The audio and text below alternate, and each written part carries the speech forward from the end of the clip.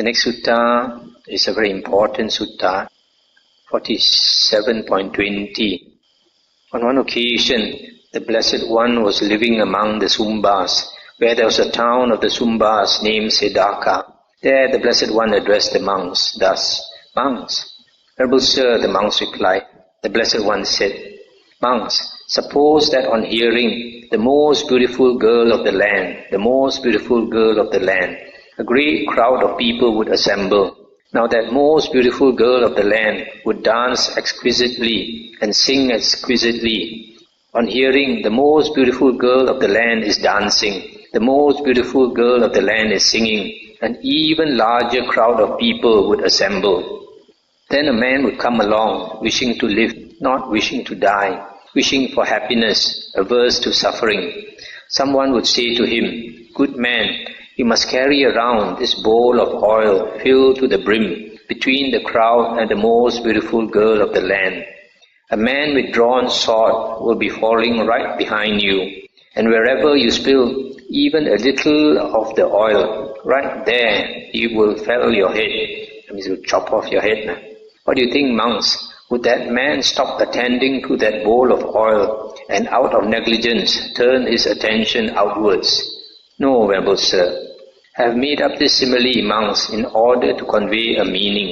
This here is the meaning. The bowl of oil filled to the brim. This is a designation for recollection directed to the body. Therefore, monks, you should train yourselves thus. We will develop and cultivate recollection directed to the body.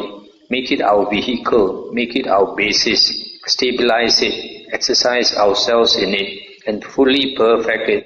Thus, monks, should you train yourselves. That's the end of the sutta. So here, the Buddha is actually telling us how the practice of satipatthana should be done. Just like this man carrying the bowl of oil filled to the brim, and there's somebody walking behind him with an uplifted sword. If he spills even one drop of oil, his head will go off. So he dare not pay attention to anything else except the bowl of oil. His eyes are glued to the bowl of oil. His attention is glued to the bowl of oil. His mindfulness is glued to the bowl of oil. Every step he takes, he has to make sure that the oil does not spill.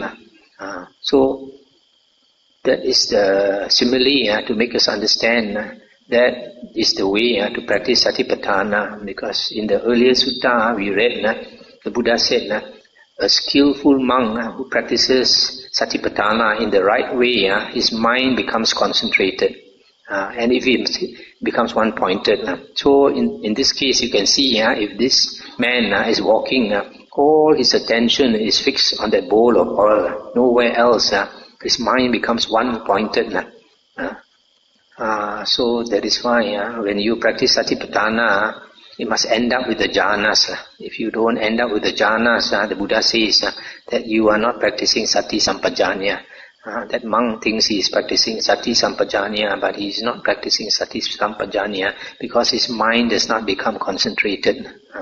So the end result of practicing satipatthana is a concentrated mind. That means the jhanas. So this is a very important simile on how to practice satipatthana.